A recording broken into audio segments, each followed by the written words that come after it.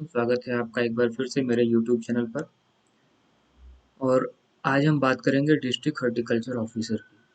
हम इस वीडियो के माध्यम से ये जानेंगे कि डिस्ट्रिक्ट हॉर्टिकल्चर ऑफिसर के लिए हमारी एजुकेशनल क्वालिफिकेशन क्या होनी चाहिए, हमारी एज लिमिट, हमारी उम्र सीमा क्या होनी चाहिए, कहाँ से कहाँ तक की हमारी उम्र हो कि हम इस पद के लिए आवेदन कर सकें, और जो भी इसके एग्जामिनेशन पैटर्न है कि प्री एग्ज़ाम होता है, मेंस होता है, इंटरव्यू होता है, और उनमें उनका जो सिलेबस है वो सिलेबस क्या होता है, तो इसके बारे में हम पूरा इस डिटेल में बात करेंगे। तो देखिए, ये जो एग्ज़ाम है ये Uttar Pradesh public service commission के द्वारा कराया जाता है। ये जो पोस्ट है ग्रुप ए की पोस्ट है, इसमें रिटन एग्ज़ाम भी होता है और इंटरव्यू भी होता है। इसके लिए जो आपकी एजुकेशनल क्वालिफिकेशन है वो आपकी है कि बीएससी एग्रीकल्चर या फिर बीएससी हॉर्टिकल्चर की डिग्री आपके पास होनी चाहिए, और वो डिग्री आपकी कंप्लीट होनी चाहिए। ठीक है, तो जिन बच्चों ने बीएससी एग्रीकल्चर किया हुआ है या बीएससी हॉर्टिकल्चर किया हुआ है वो डिस्ट्रिक्ट हॉर्टिकल्चर ऑफिसर के लिए अप्लाई कर सकते हैं, और अभी पिछले साल ही इसकी वैकेंसी आई थी। ठीक है, अगर एज लिमिट की बात करें तो जो कैंडिडेट की एज है वो 21 साल से कम नहीं होनी चाहिए और 40 साल से ज़्यादा नहीं होनी चाहिए। बाकी जो आपको रिजर्वेशन पे कुछ एज रिलैक्सेशन मिलता है वो उस हिसाब से आपको मिलता रहेगा आपकी कैटेगरी के हिसाब से, लेकिन जनरल के लिए जो एज है वो मिनिमम 21 और मैक्सिमम 40 इसी के बीच में आपका एज होना चाहिए। बात करें अगर प्री एग्जामिनेशन की, तो प्री एग्जामिनेशन में इसमें टोटल 300 अंक का एक प्रश्न पत्र होगा जो कि मल्टीपल चॉइस क्वेश्चंस टाइप का होगा, मल्टीपल ऑप्शंस होंगे, वो विकल्पीय प्रकार का होगा, और इसमें जो प्रश्नों की संख्या है वो 120 होगी। तो 120 जो क्वेश्चन टोटल क्वेश्चन होंगे और वो 300 नंबर के होंगे, एक ही पेपर होना है। ठीक है, कृषि विषय यानी एग्रीकल्चर सब्जेक्ट से आपके 80 क्वेश्चंस होंगे, और सामान्य अध्ययन यानी जनरल स्टडीज से आपके 40 क्वेश्चन होंगे, और टोटल जो समय आपको मिलेगा वो 2 घंटे का मिलेगा। तो चलिए पहले जनरल स्टडीज के सिलेबस की बात करते हैं। तो इसमें क्या होता है जनरल स्टडीज में, पहले तो जनरल साइंस, जो आप लोग साइंस पढ़ते आए हो क्लास 10 तक, उसके बारे में पूछा जाएगा। ठीक है, फिर आपकी हिस्ट्री ऑफ इंडिया, मतलब भारत का इतिहास, भारत के बारे में जो इतिहास है वो आपसे पूछा जाएगा। फिर इंडियन नेशनल मूवमेंट, मतलब भारत की आज़ादी के लिए जो भी नेशनल मूवमेंट्स चले या किसी भी चीज़ के लिए जो भी नेशनल मूवमेंट्स चले उनके बारे में आपसे क्वेश्चन किया जाएगा। इंडिया की पॉलिटी, इकोनॉमी और इसके कल्चर के बारे में आपसे बात किया जाएगा। Plus Indian agriculture, commerce and trade. देखिए, इंडियन एग्रीकल्चर, कॉमर्स और ट्रेड के बारे में बात हो रही है, तो ये बेसिकली कहीं न कहीं आपके करंट से रिलेटेड टॉपिक है, कि जब भी आपसे इंडियन एग्रीकल्चर के बारे में बात किया जाएगा, तो ये नहीं बात किया जाएगा या ट्रेड से रिलेटेड कि एग्रीकल्चर से रिलेटेड कोई ट्रेड हुआ है या उससे रिलेटेड कोई बिज़नेस हुआ है, तो ये आपसे 1950 और 1960 का नहीं पूछा जाएगा। ये आपका इधर के बीच पूछा जाएगा कि हाँ, कि अगर हमने किसी कंट्री को जो है व्हीट दिया, ठीक है? तो वो किस कंट्री को दिया, कितना दिया, उससे हमें कितना रेवेन्यू मिला, ठीक है? अगर हमारा अल्फांसो मैंगो जो है वो एक्सपोर्ट किया गया तो कहाँ एक्सपोर्ट किया गया, ठीक है? जैसे अभी डिमांड किया था ब्रिटेन वालों ने एक एग्रीकल्चर कमोडिटी की, कि हमें ये चीज़ चाहिए, तो वो चीज़ चाहिए तो उससे हमें रेवेन्यू कितना कलेक्ट हो रहा है, तो ये बेसिकली कहीं न कहीं एक करंट से रिलेटेड आपका टॉपिक होता है। छठा है वो है Indian and Uttar Pradesh geography and natural resources. तो एक तो ज्योग्राफी यानी भौगोलिक क्षेत्र के बारे में, भौगोलिक स्थिति के बारे में भारत और उत्तर प्रदेश के, और प्लस यहाँ पर जो प्राकृतिक नेचुरल रिसोर्सेज हैं उनके बारे में बात किया जाएगा। तो नेचुरल रिसोर्सेज कहीं न कहीं आप लोग जब इन्वायरमेंट पढ़ते हो तो वहाँ पर आप लोग इसके बारे में पढ़ते हो, नेचुरल रिसोर्सेज के बारे में। देखिए, करंट की भी बात हो रही है, जो करंट अफेयर यानी नेशनल और इंटरनेशनल लेवल के जो इम्पोर्टेंट इवेंट्स होते हैं, तो करंट के बारे में भी यहाँ पर बात हो रही है। और मेरे वीडियोस मैं वीक में 2 वीडियोस आपको करंट पे देता हूँ, जिसका लिंक मैं आपको डिस्क्रिप्शन बॉक्स में दे दूंगा, तो वहाँ से आप देख करके करंट की प्रिपरेशन कर सकते हैं। तो करंट आपका नेशनल और इंटरनेशनल लेवल का इसमें पूछा जाता है। Logic and reasoning based on general intelligence, तो इसमें रीजनिंग भी आती है आपकी, लॉजिकल टाइप की जो रीजनिंग होगी वो आपसे पूछा जाएगा। स्पेसिफिक नॉलेज जो आपकी होगी वो आपके education, culture, agriculture, industry, trade, living and social tradition of Uttar Pradesh. Uttar Pradesh के रेफरेंस में जो कुछ शिक्षा से रिलेटेड बात हो, या फिर कल्चर से, एग्रीकल्चर से, या फिर industry, trade, living and social traditions, जो सामाजिक परंपरा है, तो उससे रिलेटेड भी आपसे क्वेश्चन पूछे जाते हैं। Elementary mathematics up to 8th level, यानी क्लास 8 तक की जो मैथमेटिक्स है, बेसिक मैथमेटिक्स, जिसमें अरिथमेटिक, अलजेब्रा, ज्योमेट्री है, तो उसके बारे में भी आपसे क्वेश्चंस रहते हैं। जनरल स्टडीज़ में जो 40 क्वेश्चंस आते हैं, ये उनका सिलेबस है। इकोलॉजी एंड एनवायरनमेंट, तो एग्रीकल्चर के बच्चे तो एज ए सब्जेक्ट भी इसको पढ़ते हैं, ecology and environment. Ecology and environment से रिलेटेड भी वीडियो हमारे आपके कुछ मिल जाएंगे यूट्यूब पर, तो उसको भी आप देख सकते हैं, और लिंक हम डिस्क्रिप्शन बॉक्स में उसका देंगे। देखिए, जो natural resources, ecology and environment है, तो ये जो आप लोगों ने अपने बीएससी के टाइम पे जो पढ़ा था, वहाँ से आप काफ़ी चीज़ों को कवर कर सकते हो। अब बात करते हैं एग्रीकल्चर सब्जेक्ट की। एग्रीकल्चर सब्जेक्ट से आपने देखा था कि 80 क्वेश्चन, जो टोटल 120 क्वेश्चन है प्री के लिए, उसमें से 80 क्वेश्चन आपके एग्रीकल्चर से आते हैं। तो इसमें क्या होता है, मैं देखिए इन्वायरमेंट सबसे पहले आ गया। Environmental factors of crops distribution and production, कि एक प्राकृतिक जो भी कारक है क्रॉप के डिस्ट्रीब्यूशन से रिलेटेड या फिर उसके प्रोडक्शन से रिलेटेड, उसके रेफरेंस में होता है ना कि हम कई बार कहीं का इन्वायरमेंट किसी तरह का होता है, तो वहाँ पर हम किसी तरह का क्रॉप का प्रोडक्शन करते हैं, तो उस हिसाब से उस रेफरेंस में क्वेश्चन रहेंगे। Climatic elements age factor of crop growth, कि कुछ क्लाइमेटिक एलिमेंट्स होते हैं, मतलब कि जिन्हें इतना रेनफॉल चाहिए होता है, या जिन्हें कम रेनफॉल चाहिए होता है, जिन्हें जो है ठंडे मौसम की ज़रूरत होती है इन क्रॉप को ग्रोथ के लिए, तो उसके रिस्पेक्ट में क्वेश्चन रहेंगे। Cropping pattern in different agro climatic zones of UP, तो आपको इस चीज़ की भी नॉलेज होनी चाहिए कि यूपी को कितने एग्रो क्लाइमेटिक जोन्स में डिवाइड किया गया है, और हर एग्रो क्लाइमेटिक जोन्स की जो क्रॉपिंग पैटर्न है, वो क्रॉपिंग पैटर्न क्या है, किस तरह का है। Concepts of multi storage, relay and intercropping and their importance in relation to sustainable crop production। आपको ये तो सारे कॉन्सेप्ट पता ही होना चाहिए कि मल्टीपल, मल्टी स्टोरेज, रिले और इंटरक्रॉपिंग क्या है, और जो सस्टेनेबल क्रॉप प्रोडक्शन है उसमें इनका जो संबंध है, वो संबंध कितना महत्व है, कितना महत्वपूर्ण है सस्टेनेबल क्रॉप प्रोडक्शन के लिए, मल्टीपल, मल्टी स्टोरेज, रिले और intercropping. Packages and practices for production of important cereal, pulses, oilseeds, fiber, sugar and cash crops grown during Kharif and Rabi season in different regions of UP. तो ये जो अलग अलग तरह के important serial pulses, या फिर यानी कि तिलहन, दलहन, फाइबर, गन्ना, और भी जो कैश क्रॉप है जैसे आपको पोटैटो है, तो ये खरीफ रबी सीजन्स में जो भी उगाए जाते हैं यूपी के अलग अलग रीजन्स में, उनकी पैकेजेज और उनकी प्रैक्टिसेस का नॉलेज आपके पास होना चाहिए। Important features, scope and propagation of various types of forestry plants with reference to agroforestry and social forestry। Important features, उसका स्कोप और प्रोपगेशन के बारे में पता होना चाहिए कि जो अलग अलग तरह के फॉरेस्ट्री प्लांट्स होते हैं, उनकी एग्रो फॉरेस्ट्री और सोशल फॉरेस्ट्री के रेफरेंस में आपकी, कि उसका स्कोप क्या है, उसका प्रोपगेशन किस तरह से करें। Weeds, their characteristics, dimensions, association with various field crops, their multiplication and control। Classification, यानी वीड्स की भी नॉलेज आपको चाहिए।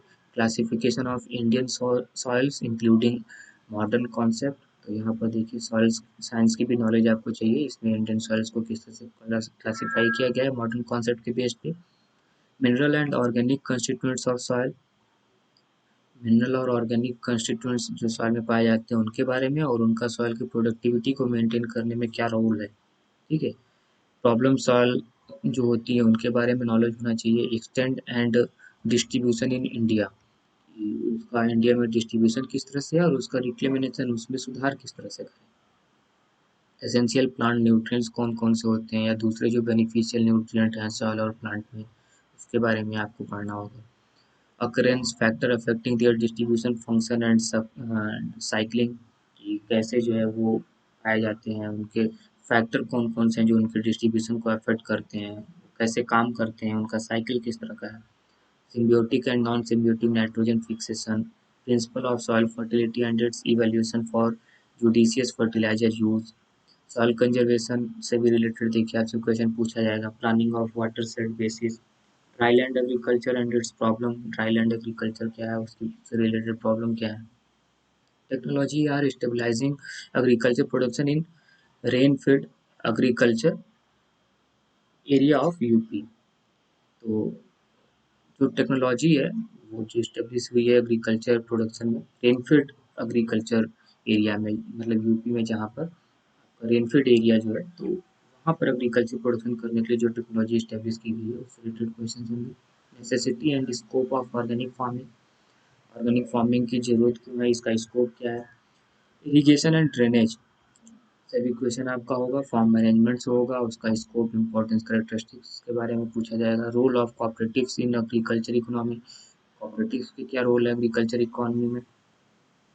Types and system of farming, factors affecting them, agriculture extension its important and role, method of extension program, communication and adoption of innovations, जो भी training programs आपके extension workers द्वारा या फिर फार्मर्स के लिए जो भी चलाए जाते हैं इन सब के बारे में। ठीक है, जो एक्सटेंशन सिस्टम प्रोग्राम्स हैं, जो ट्रेनिंग्स हैं, जो विजिट करते हैं लोग केवीके हो या फिर एनएटीपी के थ्रू जो हो, आईवीएलपी के थ्रू, डीएएसपी या फिर आत्मा के थ्रू। Farm mechanization and its role in agriculture production and rural employment. अब कुछ चीज़ें आपकी जेनेटिक्स एंड प्लांट ब्रीडिंग से भी देखी हैं कि heredity and variation, Mendel law of inheritance, application of principles of plant breeding to the improvement of major field crops, method of breeding to self and cross pollinated crops की self और cross pollinated crop में कैसे जो है आप breeding करोगे। Introduction, selection, hybridization, male sterility and self incompatibility के बारे में आपसे पूछा जाएगा। सीड टेक्नोलॉजी से भी क्वेश्चन होगा, उसकी importance, production, processing, storage and testing of seeds के बारे में भी आपसे पूछा जाएगा। Role of national and state seed organization in production, processing and marketing of improved seeds.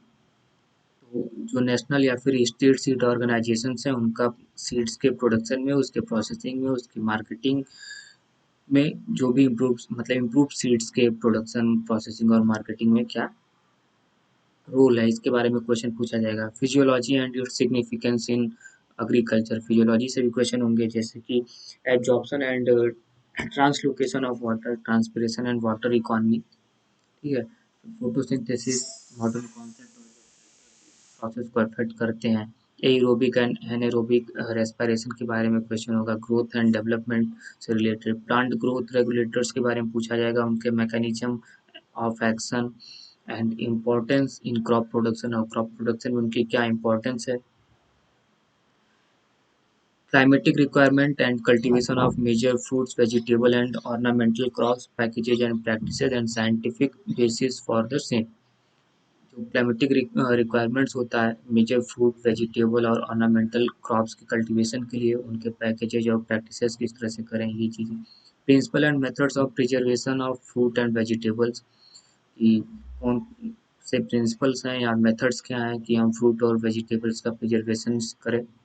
Floriculture including raising of ornamental plants, disease and paste of vegetables, fruits, ornamental cereals, pulses, oilseeds, fibers, sugar and cash crop of UP and major to control plant disease. तो disease और pest जो vegetable, fruit या ornamental cereal, इन सब चीज़ों में जो disease लगते हैं और उनको कैसे कंट्रोल करें, तो उनके मेजर्स के बारे में भी आपसे पूछा जाएगा। Integrated management of paste and disease, food production and consumption trend in India, national and international food policies procurement distribution processing and production constant. तो ये बेसिकली आपका डेटा रिकॉर्डिंग है कि फूड प्रोडक्शन कितना हो रहा है, ठीक है, उसका कंजम्पशन क्या है, उसका ट्रेंड क्या है इंडिया में, नेशनल में, इंटरनेशनल में, उसके हिसाब से क्या फूड पॉलिसीज बन रही हैं, ठीक है, या उनका डिस्ट्रीब्यूशन प्रोसेसिंग और प्रोडक्शन कॉन्स्टेंट्स। इसके लिए आपको डेटा अगर आपको चाहिए तो Indian agriculture statistics at a glance, जो इंडिया के रेफरेंस में आपको सारा डेटा मिल जाएगा। इसी तरह से horticulture statistics at a glance, ये हर ईयर पब्लिश होते हैं। हाँ, यहाँ से आपको डेटा मिल जाएगा इससे रिलेटेड। तो ये तो बात थी कि प्री एग्जाम्स में, जिसमें 120 एमसीक्यू टाइप के क्वेश्चन आ रहे थे। 80 आपके एग्रीकल्चर से थे, 40 आपके जो है जनरल स्टडीज से थे। टोटल 2 घंटे का टाइम मिल रहा था। अब बात करते हैं मेंस एग्जाम की, कि इसमें जो मेंस एग्जाम होता है उसमें क्या होता है। तो इसमें जो आपका फर्स्ट पेपर होता है वो सामान्य हिंदी और निबंध पे बेस्ड होता है, जिसमें 2 घंटे का टाइम मिलता है। ये टोटल 100 मार्क्स का होता है। दूसरा प्रश्न पत्र आपका वैकल्पिक विषय पर होता है। इसमें आपको 3 घंटे का समय मिलता है और 200 नंबर का ये होता है। तो बात करें पहले जो पेपर 1 है, तो उसमें 2 खंड होगा, प्रथम खंड और द्वितीय खंड। तो प्रथम खंड आपका 50 नंबर का और द्वितीय खंड आपका 50 नंबर का। तो प्रथम खंड जो सामान्य हिंदी है, उसमें आपसे अपठित अपठित गद्यांश का संक्षेपण, उससे संबंधित प्रश्न, रेखांकित अंशों की व्याख्या एवं उसका उपयुक्त शीर्षक के बारे में आपसे पूछा जाएगा। और अनेकार्थी शब्द, विलोम शब्द, पर्यायवाची शब्द, तत्सम एवं तद्भव, क्षेत्रीय, विदेशी शब्द भंडार जो है, वर्तनी, अर्थबोध, शब्द रूप, संधि, समास, क्रियाएं, हिंदी वर्णमाला, विराम चिन्ह, शब्द रचना, वाक्य रचना, अर्थ, मुहावरे एवं लोकोक्तियां, उत्तर प्रदेश की मुख्य बोलियां तथा हिंदी भाषा के प्रयोग में होने वाली अशुद्धियां, इनके बारे में पूछा जाएगा। तीसरा क्या है कि भाई देखिए यहाँ पर अनुवाद भी आपसे पूछा जाता है, यानी ट्रांसलेट करने के लिए हिंदी से इंग्लिश में और इंग्लिश से हिंदी में ट्रांसलेट करने के लिए भी आपसे पूछा जाएगा।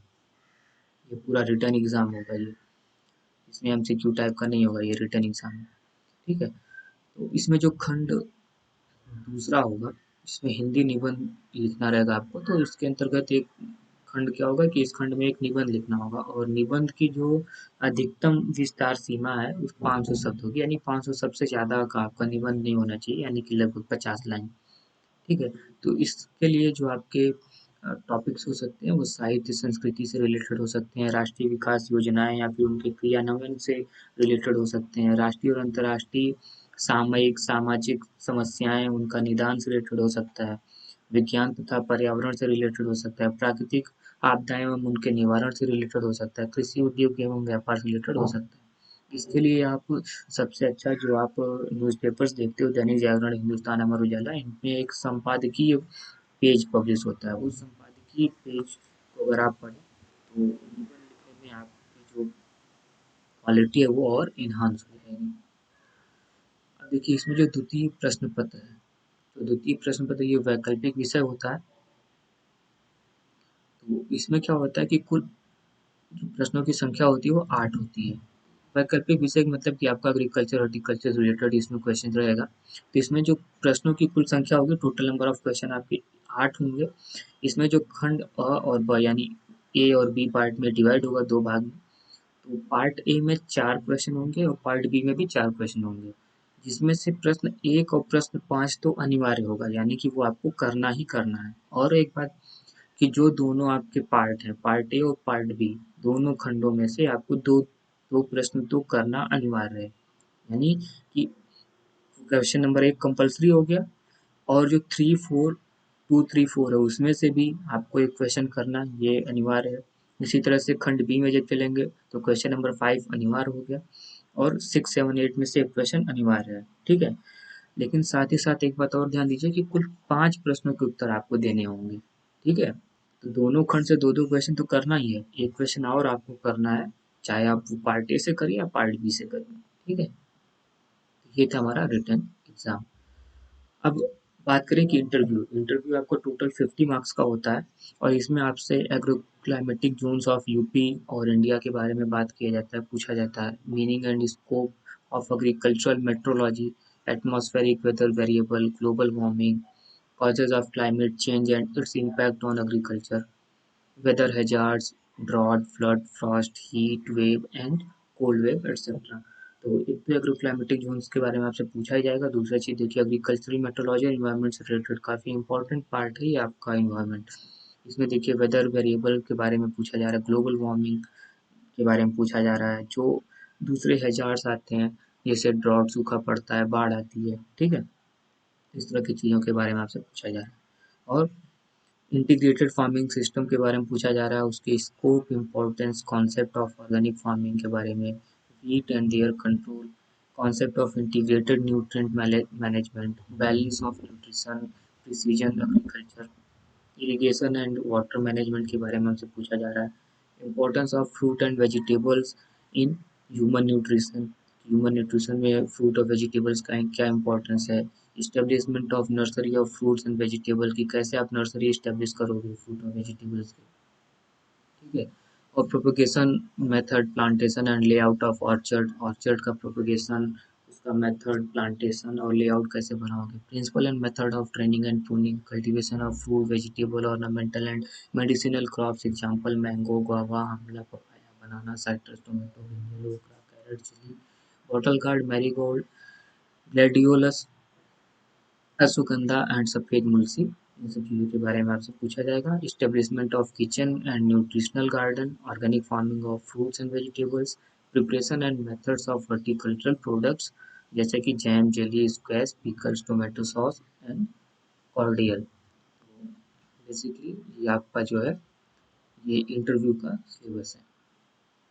तो आई होप आपको समझ में आ गया होगा कि ये पोस्ट पे कौन लोग अप्लाई कर सकते हैं डिस्ट्रिक्ट हॉर्टिकल्चर ऑफिसर के लिए, और इसकी जो एजुकेशनल क्वालिफिकेशन है वो क्या होनी चाहिए, एज लिमिट क्या होना चाहिए, इसका एग्ज़ाम का पैटर्न क्या है, इसमें प्री में क्या सिलेबस होता है, किस तरह से क्वेश्चन पूछे जाते हैं, कितने मार्क्स के होते हैं मेंस में, और इंटरव्यू में कैसे क्या होता है।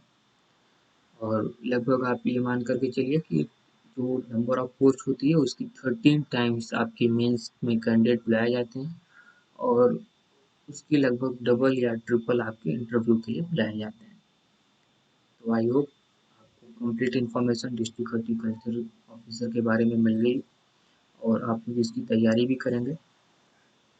और डिस्क्रिप्शन बॉक्स में एक बार आप जाइएगा, आपको वहाँ पर मेरे टेलीग्राम चैनल का लिंक भी मिल जाएगा, आपको मेरे करंट अफेयर्स के वीडियोस के भी लिंक मिल जाएंगे, आपको मेरे इन्वायरमेंट से रिलेटेड जो वीडियोस हैं उनका भी लिंक आपको मिल जाएगा, और जनरल एग्रीकल्चर से भी रिलेटेड कुछ वीडियोस आपको वहाँ पर मिल जाएंगे।